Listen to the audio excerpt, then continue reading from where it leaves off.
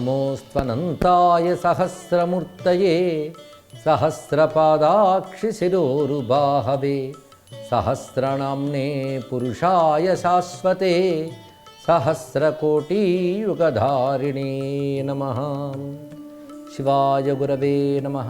శ్రీమాత్రే నమః. శ్రీ విష్ణురూపాయ నమః శివాయ. ఈటీవీ ఆధ్యాత్మిక ఛానల్ తమసోమా జ్యోతిర్గమయ జీవన వేదం కార్యక్రమానికి స్వాగతం.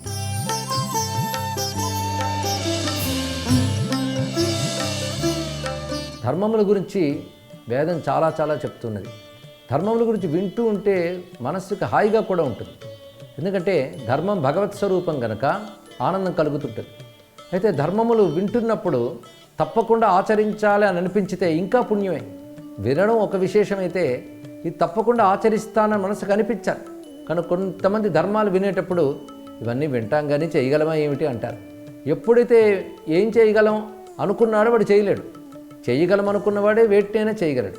కనుక ధర్మాలను విన్నప్పుడు శ్రద్ధగా వినడం ఒకటి, విన్న వాటిని మనస్సులో నిలుపుకొని వాటిని చేయడానికి ప్రయత్నం చేయాలి. ఆ ప్రయత్నం చేసినప్పుడు చేసినవన్నీ మనం చేయలేకపోయినా, విన్నవన్నీ చేయలేకపోయినప్పటికి కూడా కొన్నైనా చేయగలం. కొన్నైనా చేయడానికి చిత్తశుద్ధితో ప్రయత్నం చేయాలి. ఇది చాలా ముఖ్యమైనటువంటిది. అయితే ధర్మములు చాలా ఉన్నాయి. ఎన్ని ధర్మములు మనం పాటించినప్పటికీ చెప్పినప్పటికీ ఈ ధర్మములకు ఒక ఆలంబన కావాలి. ఆ ఆలంబన పెట్టుకుని మనం చేయగలగాలి. ఎన్ని గొప్ప రత్నాలైన ఒక పాత్రలోనే పట్టుకోగలం కదా. కనుక ఆధారం ఒకటి కావాలి. ధర్మమునంటికి ఆధారం ఎవరంటే భగవంతుడు. ఇది తెలుసుకోవాల్సింది. కానీ భగవంతుడైన ఆధారం దృష్టిలో ఉండాలి మనకి ఎప్పుడు కూడా. అందుకే అది ఎప్పుడు ఉండాలి అంటే ధర్మం ఆచరించడానికి ముందు భగవంతుడు ఉండాలి, ధర్మం ఆచరిస్తున్నప్పుడు భగవంతుడే ఉండాలి. ధర్మాచరణకు లక్ష్యం భగవంతుడే కావాలి. అందుకే భగవంతుని స్ఫురణతో ధర్మాన్ని ఆచరించాలి. భగవంతుని స్ఫురణని భక్తి అంటారు. కనుక ధర్మము భక్తి అని రెండు విషయములు వచ్చాయి ఇప్పుడు. అంటే భగవంతుని ఆశ్రయించడం, భగవంతుని దృష్టి పెట్టడం, భగవంతుని విశ్వాసం కలిగి ఉండడమే భక్తి. ఇది ముందు తెలుసుకోని నిర్వచనం.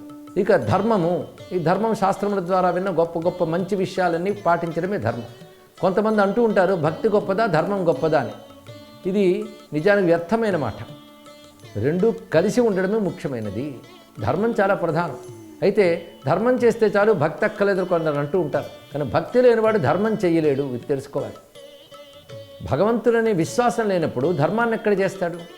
ఇప్పుడు లోకంలో ఏదైనా చేస్తే మంచి ఫలితం ఉంటుందంటే అదే చేస్తాం. మంచి ఫలితం వెంటనే రాదంటే చెయ్యం. ఎందువల్ల?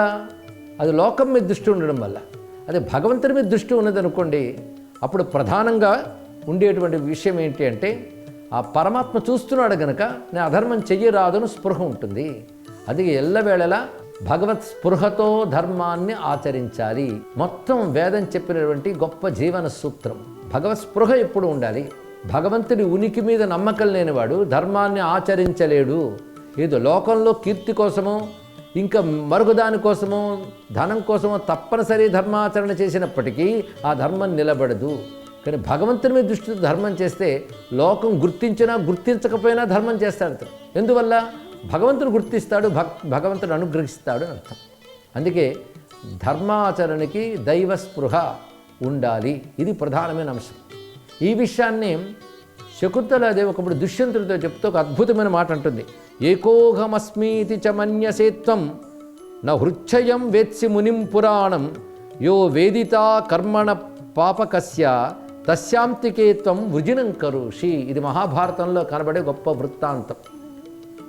శకుంతలు చెప్తున్న మాట. నేను ఒక తప్పు చేస్తున్నప్పుడు అక్కడ ఎవరు సాక్షులు లేరు, తెలుసుకునే అవకాశం లేదు. కాబట్టి నేనే తప్పు చేసినా చెల్లుతుంది అని అనుకోరాదు అని చెప్తుంది. ఇది కూడా ప్రతివాడు గుర్తుపెట్టుకోవాల్సింది.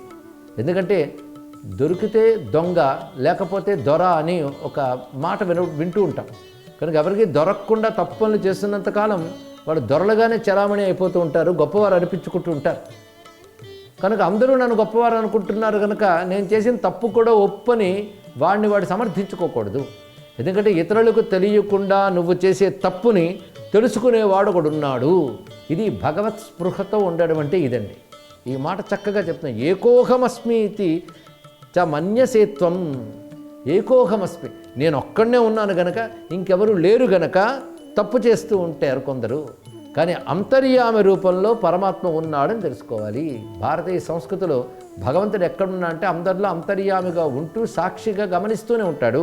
ఆయన మనం చేసే పాపపుణ్యాలన్నీ గమనిస్తున్నాడు, గుర్తుపెట్టుకుంటున్నాడు. కనుక నేను ఒక్కడిగా ఉన్నాను, ఎవరు చూడట్లేదని తప్పు చేసిన ప్రతివారు భగవంతుడి సమీపంలోనే తప్పు చేస్తున్నారు. ఆయన కన్ను ఎవ్వరూ కప్పలేరు, ఇది తెలుసుకో అని దుష్యంతుడితో ఆ మాట చెప్తున్నది. పైగా ఎప్పుడైనా గుర్తుపెట్టుకోవలసినది, మహాత్ముల దృష్టిలో ధర్మమే హితకరము, అధర్మమే దుఃఖకరము. ఇది మహాత్ములు చేసిన తీర్మానం. మనం ఎంత సమర్థించుకున్నా కొంతమంది అసత్యం పలుకుతూ అక్రమార్జన సంపాదిస్తూ మళ్ళీ దేవాలయాలు దేవుడున్నాయంటారు. అటువంటిప్పుడు వాళ్ళకి ధర్మం ఉందా, దైవం ఉందా? అందుకే ధర్మంతోనే దైవం. ఇది భక్తి. భక్తి అంటే ధర్మాన్ని విడిచిపెట్టి కేవలం దైవ భజన మాత్రం చేయడం కాదని దీన్ని బట్టి తెలుస్తున్నది. అందుకే నిరంతరం భగవంతుడున్న స్పృహ ఉండడమే భక్తిలో ప్రధాన లక్షణం. ఆయన స్పృహలో ఉంటే తప్పు చేయగలమా? కనుక ఆయన గమనిస్తున్నాడని తెలుసుకోవాలి. పైగా మనుష్యుడు చాలా సందర్భాల్లో పాపం చేస్తూ కూడా నకశ్చిద్వేత్తి మామితి, నన్నెవడూ గమనించట్లేదు కదా అంటూ ఉంటాడు. కానీ గుర్తుపెట్టుకో, పరమాత్మ అంతర్యామగా గమనిస్తున్నాడు అని చెప్తూ, అంతేకాదు మరికొన్ని రహస్యాలు. నీలో అంతర్యామగా ఉండడమే కాదు, విశ్వమంతా పరమాత్మ ఉన్నాడు. ఎక్కడికి వెళ్ళి తప్పు చేస్తావు? విశ్వాన్ని దాటి వెళ్ళలేవు కదా. కనుక విశ్వంలో ఎక్కడ తప్పు చేసినా భగవంతుడు చూస్తున్నాడు. నీలో అంతఃకరణంలో అంతర్యామగా ఉండడం ఒక్కటి మాత్రమే కాదు, ఆయన బయట ఎన్ని రూపాలతో ఉన్నాడో అవన్నీ కర్మసాక్షుల రూపంలో కనబడుతున్నాడు. అవి ఆదిత్య చంద్రావనిలానలౌచ యౌర్భూమిరాపో హృదయం యమశ్చ అహశ్చ రాత్రిశ్చ ఉభే చ సంధ్యే ధర్మశ్చ జానాతి నరస్య వృత్తం. మానవుడి యొక్క ప్రవర్తనని గమనించేవాళ్ళు కొంతమంది ఉన్నారు. వారెవరు అంటే, ఒకడు సూర్యుడు, రెండవది చంద్రుడు, మూడవది వాయువు, అలాగే అగ్ని, అంతరిక్షము, భూమి, జలము, హృదయము, యముడు. యముడు అంటే కాలము అని అర్థం. ఇక్కడ ఆ కాలము పగలు రాత్రి సంధ్య అని 3 రూపాలతో ఉంటుంది. ఈ 3 గమనిస్తూ ఉంటాయి. అలాగే ధర్మదేవత, ఇది అత్యంతకంటే ప్రధానమైనవి. ఇవన్నీ కూడా మానవుడు చేసే మంచి చెడుల వ్యవహారాలని తెలుసుకుంటూ ఉంటారు. ఇప్పుడు వీటి నుంచి ఎవడు తప్పించుకోవాలండి? సూర్యుడి నుంచి ఎక్కడికి పారిపోతాం, చంద్రుడి నుంచి ఎక్కడికి పారిపోతాం. వాడిద్దరికి కనబడకుండా తలుపు వేసి తప్పు చేస్తామంటే వాయువు నుంచి ఎక్కడ పారిపోతాం. అలాగే అగ్ని, అంతరిక్షము, భూమి, నీరు, హృదయంలో అంతర్యామని ముందే చెప్పుకున్నాం. ఇక కాలం నుంచి ఎవరు తప్పించుకోగలరు? అలాగని కాలం కనబడుతుందా? గడియారాన్ని ఆపు చేసి తప్పు చేస్తే కాలం చూడదనుకుంటామా? కాలం గడియారం కాదు కదా, అది కాలం ఎప్పుడు ఉండేది, అది గమనిస్తుంది. అదేవిధంగా పగలు రాత్రి సంధ్యలు ఈ 3 గమనిస్తూ ఉంటాయి. ఇక ధర్మదేవత గమనిస్తూ ఉంటుంది. ఈ ధర్మదేవతే భగవంతుని యొక్క స్వరూపం, అది వ్యాపించి ఉంటుంది. కనుక హృదయంలో ఉన్నటువంటి కర్మసాక్షి అయినటువంటి పరమాత్మ వీటన్నిటి గమనిస్తూ ఉంటాడు. ఇలా గమనించిన వాడు దీన్ని బట్టి భగవత్స్పృహ ఉండాలి. భగవంతుని హృదయంలో ఉండడమే కాకుండా ఇందాక చెప్పిన సూర్య చంద్రాది బహువిధ రూపములతో చుట్టూ ఉన్నాడు. ఇది శాస్త్రముల యందు ఋషులు చెప్పినటువంటి మాట. ఇది ఎప్పుడు గుర్తుపెట్టుకున్నటువంటి వాడు తప్పు చేయలేడు. ఇలా గుర్తుపెట్టుకున్న వాళ్ళ సంఖ్య పెరిగిందనుకోండి, తప్పు చెయ్యని వారి సంఖ్య పెరుగుతుంది. అప్పుడు సమాజానికి క్షేమం కాదు. అందుకే ధర్మం గురించి చెప్పేటప్పుడు గమనించే వాళ్ళు ఉన్నారు అనేటువంటిది కూడా చెప్పాలి. మానవుడు ఏ ప్రవర్తన చేసినా ఈ వాక్యం గుర్తుపెట్టుకుంటే సరిపోతుంది. అందుకే ఎన్ని ధర్మాలు చెప్పినప్పటికి కూడా భగవంతునిపై భక్తి చెప్పనప్పుడు ఆ ధర్మములు వ్యర్థములే. ఈ కారణం చేతనే మొత్తం 18 పురాణాలు రచించి ఇంకోవి భారతాన్ని పూర్తి చేసి తత్పూర్వమే వేదములను వ్యాసము చేసినటువంటి వ్యాస భగవాన్ని వద్దకు నారదుడు వస్తాడు. ఆ సమయంలో వ్యాసుడు మొత్తం ఇన్ని చేశాను కానీ ఏదో అసంతృప్తి ఉంది అని బాధపడుతూ ఉంటాడు. అది నారదునితో వ్యక్తపరుస్తాడు. అప్పుడు నారదులు వారు చెప్తారు, నిజమైన అసంతృప్తికి కారణం నేను చెప్తున్నాను. నువ్వు ఇప్పటి వరకు ధర్మాలని, అర్థకామ మోక్షాలని అంటే చతుర్విధ పురుషార్థాలని చెప్పే గ్రంథాలు చాలా చాలా రచించావు. 4 పురుషార్థాలే ప్రతి జీవుడు పొందాలి. వీటన్నిటిని కూడా గ్రంథ రూపాలుగా వర్ణించావు. కానీ ప్రధానమైనటువంటిది భగవద్భక్తి, దాన్ని వృద్ధి చేయించాలి. ధర్మ అర్థ కామ మోక్షం 4 ముఖ్యమై. కానీ భక్తి లేనప్పుడు ఈ 4ంటికి పుష్టి ఎక్కడొస్తుంది? అందుకు నిరంతరం భగవత్స్పృహ కలగాలి అంటే భగవన్ నామస్మరణ, భగవత్ చింతన, భగవత్ కథల్ని శ్రవణం చేయడం, మననం చేయడం, ఇవి జరగాలి. ఇవి జరగాలంటే భగవంతుని నామములు, లీలలు ఇవన్నీ కూడా తెలియాలి కదా. అందుకే నువ్వు భగవన్నామ లీలల్ని తత్వముని వర్ణించేటువంటి విషయములు రచించు, అప్పుడు నీకు మనసుకు తృప్తి కలుగుతుంది అని నారదుడు వారు చెప్పారని, ఆ మాటని అనుసరించి వేదవ్యాసుల వారు రచించిందే శ్రీమద్ భాగవతము అని భాగవతం మొదట్లో మనకు కనబడుతుంది. అంటే ఇక్కడ భాగవతం అంటే భగవత్స్పృహతో జీవించడమే భాగవతం. అలా జీవించే వాళ్ళే భాగవతులు. అలాంటి భగవత్స్పృహతో ధర్మాలు చేయాలి. దీన్ని బట్టి ధర్మాలన్నీ మానేసి భగవంతుడు లీలలు వింటూ బ్రతికేయి అని చెప్పడం కాదు. మన కోరికలు తీర్చడానికి ఉన్నటువంటి ఒకానొక వ్యక్తి కాదు భగవంతుడంటే, ధర్మాన్ని గమనించే శక్తి అతడు. కనుకనే భగవంతుడున్న స్పృహతో నువ్వు కాసింత ధర్మం చేసినప్పటికీ భగవత్ స్పృహ వల్ల, భగవత్ చింతన వల్ల కొద్దిపాటి ధర్మమే అనంత ఫలాన్ని ఇస్తుంది. దీనికి కూడా భగవంతుని స్మరించాలండి. అందుకే ధర్మాచరణకి భగవంతుడి ఆధారం. ఎందుకు అంటే మనం చెయ్యగలిగినంత ధర్మం మాత్రమే చేయగలం, కానీ చెయ్యవలసిన ధర్మం చేయలేం. దానికి అనేక రకాల కారణాలు, బాహ్యమైన కారణాలు, మనకున్న అశక్తతలు, అసహాయతలు ఉంటాయి. అలాగే బయట ఉన్న దేశకాల పరిస్థితుల అనుకూలతలు, ప్రతికూలతలు కూడా ఉంటూ ఉంటాయి. అందుకే ధర్మాల గురించి తెలుస్తూ ఉన్నా మనం అయ్యో చెయ్యలేకపోతున్నామే అనిపిస్తున్నది అప్పుడప్పుడు. అందుకే నువ్వు చెయ్యగలిగినంత చెయ్యు. ఆ చేసేటప్పుడు కూడా భగవంతుని దృష్టిలో పెట్టుకు చెయ్యు. ఆయన ఉన్నాడని చెయ్యి ధర్మాన్ని. ఆ చేసినంత ఏ ధర్మం ఉందో దాన్ని చెయ్యవలసినంతగా మారుస్తాడు భగవంతుడు, పరిపూర్ణం చేస్తాడు. అందుకే ధర్మాచరణ చేసేటప్పుడు భగవంతుని గుర్తుపెట్టుకోవడం, భగవంతుడికి అర్పించడం ఇది తర్వాత అంశం. భక్తి అంటే భగవంతుడు గుర్తుండాలి, భగవంతుడికి అర్పించాలి. అర్పణే భక్తిలో ప్రధానమైనటువంటి అంశం. అలా భగవంతుడికి అర్పణ చేయగలిగే సంస్కారం మనకు ఉన్నట్లయితే మనం చేసిన కొద్దిపాటి ధర్మాన్ని కూడా అనంత ఫలంగా మనకి ప్రసాదించగలడు. అందుకే భక్తి అనేది గొప్ప ఆధారంగా ఉంది. ఇంకొకటి రహస్యం ఏముందంటే, ధర్మాల గురించి తెలియకపోయినా, ధర్మం చెయ్యలేకపోయినా కేవలం భగవత్స్మరణ చేసుకుంటే ఫలితం ఉంటుందా? ఇది ఒక పెద్ద ప్రశ్న వస్తుంది. తప్పకుండా ఉంటుంది. ఎందుకంటే భగవత్స్మరణ కానీ చెయ్యగలిగితే అది నిష్కపటంగా, కోరికలతో కాకుండా భగవంతుని ప్రేమతో చేయగలిగితే ఆయన్ని బుద్ధిని మార్చుతాడు. ధర్మం చెయ్యాలనేటువంటి బుద్ధి పుట్టిస్తాడు. ధర్మం చెయ్యగలిగే అవకాశం ఇస్తాడు. కొందరికి ధర్మం చేయాలని ఉంటుంది, కానీ ధర్మం చేసే అవకాశాలు దొరకవు. కొందరికి దానం చేయాలని ఉంది, దానం చేయాలంటే తగిన ద్రవ్యం ఉండాలిగా, అది లేక కొందరు దానం చేయలేరు. ఉదాహరణకి దానం చెప్పుకున్నాం, ఇలా ఎన్నో ధర్మాలు ఉంటాయి. ఈ ధర్మాలు చేయాలి అంటే తగిన అవకాశాలు కొందరికి ఉండవు. కానీ భగవంతుని స్మరించినట్లయితే ధర్మం ఆచరించాలనే బుద్ధిని పుట్టిస్తాడు. ఎందుకంటే బుద్ధి ప్రచోదకుడే భగవంతుడు. బుద్ధిని ఆ విధంగా ప్రేరేపిస్తాడు. ప్రేరేపించడమే కాదు, ధర్మం ఆచరించడానికి అవకాశం కల్పిస్తాడు. అవకాశం కొద్దీ నువ్వు ఆచరించగలవు, అంటే ఆచరించగలిగే సమర్థత కూడా ప్రసాదిస్తాడు. తర్వాత ధర్మ ఫలాన్ని ఇస్తాడు. అందుకే ఎప్పుడు భగవత్ స్పృహ అనేది చాలా అవసరం. మనం భారతాన్ని పరిశీలించినా, రామాయణాన్ని పరిశీలించినా, పూర్వ గ్రంథాలు పరిశీలించినా ప్రతి ధార్మికుడు ఆస్తికుడే. ఇది తెలుసుకోవాలి. ఆస్తికత లేనప్పుడు ధార్మికత ఎక్కడ ఉంటుంది? ఆస్తికత అంటే పరమాత్మ ఉనికిపై దృఢమైన విశ్వాసం. రెండవది, ఈ ధర్మం నేను ఆచరించడం వల్ల భౌతికంగా వెంటనే ఫలితం కనబడకపోవచ్చు, కానీ ధర్మము ఫలితం ఇవ్వకుండా ఊరుకోదు, ఎప్పటికైనా సత్ఫలితాన్ని ప్రసాదిస్తుంది అనేటువంటి భావం కూడా ఆస్తికత అనిపించుకుంటుంది. కానీ ఆస్తికత రెండు భాగములు ఉంది. ధర్మంపై ఉండవలసిన నమ్మకము, అలాగే దైవంపై ఉండవలసిన విశ్వాసం. ఈ రెండు కలుపుకునే ఆస్తికత. ఆస్తికతలో భగవత్ స్పృహ, అదేవిధంగా ధర్మాచరణ, ఈ రెండు చెప్పారు. ఇలా ఆచరించిన మహానుభావుల చరిత్ర మనం చూసినట్లయితే అలాంటి వారిలో ప్రధానంగా పాండవుల్ని చెప్పుకోవాలి. ధర్మరాజు మొదలుకొని మొత్తం పాండవులు కూడా పరమాత్మని ఆశ్రయించి ధర్మాచరణ చేశారు. ధర్మం ఆచరించినంతసేపు వారికి భగవంతుడైన కృష్ణుని యందే దృష్టి ఉన్నది.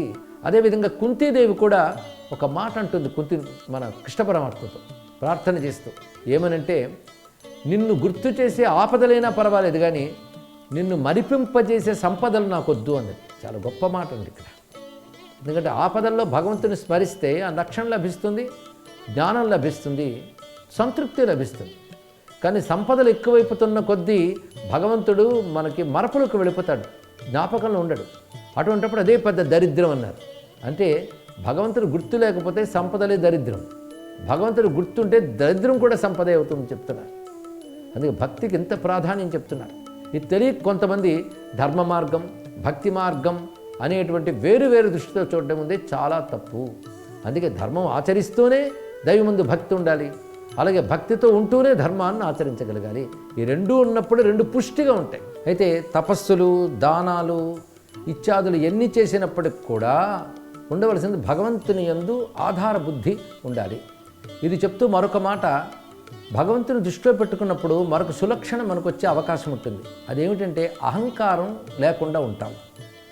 ఆయన ఉన్నాడు, ఆయన చేయిస్తున్నాడు, ఈ స్పృహ ఉన్నప్పుడు మనం చేసేవన్నీ కూడా మన నిర్వాకాలు కావు అనొక భావం కలుగుతుంది. అది అహంకారం లేకుండా చేస్తుంది. అహంకారం ఎప్పుడైతే ఉండదో కాఠిన్యము, పారుష్యము, ఇంకొన్ని బాధించడము ఇవన్నీ ఉండవు. అందుకే ధర్మాలకు మరింత శోభ ఇచ్చేటువంటి శక్తి భక్తికి ఉంటుంది. అహంకారరహితంగా ధర్మం చేయిస్తుంది భక్తి. ఇది తెలుసుకోవాల్సింది. ఎందుకంటే అహంకారంగా ఏ ధర్మం చేసినప్పటికీ ఆ ధర్మం సంపూర్ణ ఫలమివ్వదు అని శాస్త్రం వక్కాణించి చెప్తున్నది. తపశ్చ దానంచ శమోదమశ్చ హ్రీరార్జవం సర్వభూతానుకంప స్వర్గస్య లోకస్య వదంతి సంతో ద్వారాణి సప్తైవ మహాంతి పుంసాం నశ్యంతి మానేన తమోభిభూతాః పుంసః సదైవేతి వదంతి సంతః. తపస్సు, దానము, శమము, దమము, లజ్జ, సరళత్వము, దయ, ఈ 7 కూడా స్వర్గలోకానికి ద్వారములు అన్నారు. స్వర్గలోకం అంటే అర్థం ఏంటి? ఉత్తమ గతికి, ఉత్తమ స్థితికి ఇవి ద్వారములు. అంటే వీటి ద్వారానే పొందగలం. ఇందులో వీటిని గమనించినట్లయితే మొదట చెప్తున్న తపస్సు. తపస్సు అంటే నియమ పాలన అనొకటి, భోగ వస్తువుల్ని నిగ్రహించుకునడం కూడాను తపస్సే. అంటే ఏది కావాలంటే అది అనుభవించాలి అనేటువంటి తీవ్ర తృష్ణని నిగ్రహించుకొని ఉండడం కూడా అది తపస్సు అనిపిస్తుంది. అలాగే దానం, ఇతరులకి మనం ఏదైనా ఇవ్వడం దానం అనిపించుకుంటుంది. శమము, దమం అంటే అంతరింద్రియాలను నిగ్రహిస్తే శమము, బాహ్యేంద్రియాలను నిగ్రహించుకుంటే దమము. ఇక లజ్జ, లజ్జ అంటే తప్పు చేయడానికి వెనకాడడం. ఇదొకటి గుర్తుపెట్టుకుంటే చాలు. అలాగే సరళత్వము, సరళత్వం అంటే సరళ రేఖ అంటాం కదా, అంటే ఒక స్ట్రైట్ లైన్ అర్థం. సరళ రేఖ అంటే మనసు, మాట, క్రియ 3 ఒకేలాగా ఉండడం సరళత్వం అనిపించుకుంటుంది. ఇంకా సర్వభూతముల యందు దయ కలిగి ఉండుట, 7 ఉంటే ఇది స్వర్గానికి ద్వారములు. కానీ ఈ 7 ఉన్నప్పటికీ కూడా అహంకారం అనేది తోడైతే ఈ ద్వారాలు తెరవబడవు అని చెప్తున్నారు. నశ్యంతి మానేన తమో విభూతాః పుంసః సదైవైతి వదంతి సంతః అని సత్పురుషులు చెప్తూ ఉంటారని యయాతి చక్రవర్తి చెప్తున్న మాట ఇది. కనుక ఎన్ని గొప్ప గొప్ప తపస్సులు, దానాలు ఇవన్నీ చేసినా అందులో తపస్సు అంటే సామాన్యమైనది కాదు కదా. జపం ఒక తపస్సు, అదేవిధంగా ఉపవాసాదులు మరొక తపస్సు, నియమ పాలన అనేది గొప్ప తపస్సు. ఒక నియమం పాలించాలంటే ఎంత కష్టపడాలి, ఎంత సంయమనం ఉండాలి. అందుకే నియమపాలన కూడా తపస్సు అంటారు. ఇలాంటి తపస్సు ఎంత చేసినా అహంకారం ప్రవేశించిందా అది పని చేయదు. కనుక ధర్మములు ఎన్ని చెప్పినా అహంకారం తగిలితే పోతుంది. అహంకారం పోవాలంటే ఏం చేయాలి? అహంకారం తగలకుండా ధర్మాచరణ చేయడం ఎలాగో అంటే భగవంతుని యందు దృష్టి ఉన్నప్పుడు అహంకార దోషం పోయే అవకాశం ఉంటుంది. ఇది కూడా గుర్తుపెట్టుకోవాల్సింది. ఎందుకంటే నా చేత చేయించేవాడు, సంకల్పం కలిగించేవాడు, ఫలితాన్ని ఇచ్చేవాడు కూడా భగవంతుడే అని స్పృహ ఉన్నట్లయితే ఇన్ని ధర్మాలు చేయగలుగుతున్నా ధర్మాన్ని చేసే బుద్ధి ఇచ్చాడు, ధర్మం చేయించగలుగుతున్నాడు, ధర్మ ఫలాన్ని ప్రసాదిస్తాడు అని భగవంతుని మీద మనస్సు ఉంటుంది కనుక అప్పుడు అహంకారం అనేది ఉండదు. అహంకారం లేకపోతే ఇవన్నీ చక్కని ఫలితాలను ఇస్తాయి. దీన్ని బట్టి భగవంతుని యందు దృష్టి పెట్టి ధర్మం చేసేటప్పుడు అహంకార రాహిత్యం ఒకటి ఏర్పడుతుంది. సద్గుణం అది, అహంకారం లేకుండా ఉంటుంది. మరొకటి ధైర్యం ఒకటి ఉంటుంది. మనం మన నిర్వాహకంతో ధర్మం చేసాము అంటే మరిది సరైన ఫలితం ఇస్తుందో లేదో నాకు భయం. రెండవది, ఫలితం వచ్చేయడంతో గొప్పగా నేను చేస్తున్నానేనా లేదా అనేది సందేహం. అసలు నేను అనుకున్న ధర్మమేనా అని మరొక సందేహం వస్తుంది. కానీ ఈ సందేహాన్ని పటాపంచలు చేసేది విశ్వాసము. కనుక విశ్వాసం ఉన్న చోట సందేహం ఉండదు, సందేహం ఉన్న చోట విశ్వాసం ఉండదు. కనుక భగవంతుని మీద భక్తి అంటే సంపూర్ణమైన విశ్వాసమే కదా భక్తి అంటే. అలాంటి విశ్వాసం ఉన్నప్పుడు ధర్మాచరణ చేసేటప్పుడు ధైర్యం ఉంటుందండి. ఈ ధైర్యంతో ధర్మాచరణ చేయగలరు. అదే ధైర్యంతో ఎప్పుడు చేయగలం అంటే అహంకారంతో కాదు. ధైర్యంతో ఎప్పుడు చేయగలం అంటే భగవంతుని మీద భక్తి ఉన్నప్పుడే ధర్మాన్ని అలా చేయగలం.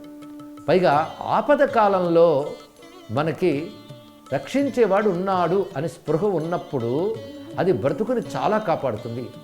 అందుకే భగవద్విశ్వాసము అనేక మానసిక రోగాల నుంచి మనల్ని బయటపెడుతుంది. తెలుసుకోవాలి. భగవంతుడు ఉన్న ధైర్యం కలగగానే ఆపదల్లో కూడా మనకి మనస్సుకు ఒక పటుత్వం వస్తుందండి. అందుకే ఆపత్కాలంలో మిగిలిన వాళ్ళ కృంగిపోకుండా భగవంతుడున్నాడు, చూస్తాడు అనే ధైర్యం ఉండాలి. ధైర్యం ఉన్నప్పుడు తప్పకుండా భగవంతుడు రక్షిస్తాడు. అయితే ధైర్యానికి ధర్మం తోడవాలి. ఇది 2 ధకారాలు గుర్తుపెట్టుకోవాలి, ధర్మము ధైర్యము. ధర్మంతో ధైర్యం ఉండాలి. ఇంతవరకు ధైర్యం మన యొక్క గుణం అన్నాం, కానీ భగవంతుని యందు విశ్వాసం ధైర్యాన్ని ఇస్తుంది. ఆ ధైర్యానికి ధర్మం కలిగాలి. అది ఎలాగూ అంటే, ద్రౌపదీదేవి నిండు కొలువులో పరాభవింపబడుతూ ఉన్నప్పుడు ఆమె భర్త అయినటువంటి ధర్మజాతులు రక్షించలేకపోయారు. ఎందుకంటే ధర్మానికి కట్టుబడి వారు కూర్చునిపోయారు, పరాక్రమం కలిగినప్పటికీ కూడా. ఇక పెద్దలు ధర్మమేదో అధర్మమేదో నిర్ణయించలేక మౌనం వహించారు. అప్పటికి ఇది అధర్మమని నోరెత్తినటువంటి విదురుడు వాళ్ళ మాటలు చెల్లలేదు ఆ సభలో. ఆఖరికి రాజుగా ఉన్న ధృతరాష్ట్రుడు కూడా కొడుకు చేసిన దుర్మార్గాన్ని సమర్థిస్తూనే మౌనంగా ఉన్నాడు. ఆ సమయంలో విష్ణువుని స్మరించింది. వెంటనే భగవంతుడు ఆదుకున్నాడు. ఎందువల్ల ఎలాగో అంటే అక్కడ వ్యాసుడు గొప్ప మాట చెప్తాడు. ఆమె ధర్మమునే వస్త్రముగా ఇచ్చాడని చెప్పాడు. ఇది చాలా గొప్ప మాట. అంటే ఆమె పాటించిన ధర్మమే ఆమెకు రక్షణగా అప్పుడు ఉన్నది. అంటే ఇప్పుడు భగవంతుడు రక్షించాడా, ధర్మం రక్షించిందా? ఇది పెద్ద ప్రశ్న వస్తుంది. అంటే భగవంతుడి యందు విశ్వాసమే రక్షించింది, కానీ ధర్మం బట్టే దైవ రక్షణ. కనుక ధర్మాచరణ ఉండాలి, భగవంతుని యందు విశ్వాసం ఉండడానికి ఇంతకంటే గొప్ప ఏం చెప్తాం.